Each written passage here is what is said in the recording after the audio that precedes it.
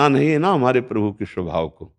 भगवान शंकर कह रहे हैं, उमा राम स्वभाव जेहि जाना, ताहि भजन तजी भाव न आना। आप तो भगवान को भगवान मानकर कुछ न कुछ तो भाव करते हैं ना।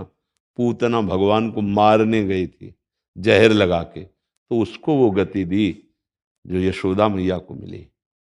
शिशुपाल गिन गिन कर गाली देता था भरी सभा में, भगवान ने उसको वो गति दी जो शारूप मोक्ष बड़े बड़े ऋषि मुनियों को प्राप्त होता है। आप विचार करके, अघासुर, बकासुर, ऐसे कितने राक्षस जिनको मुनिजन वांछित परम पद भगवान ने दिया, जिनको जो भगवान को गालियां देते थे, भगवान से लड़ते थे, भगवान को मारने गए, उनको तो परम पद दे दिया। हम तो उनके अंश हैं, जैसे भी हैं, और हम राधा राधा बोलेंगे हमें श्री जी नहीं मिल जाएंगे। हम रामकृष्ण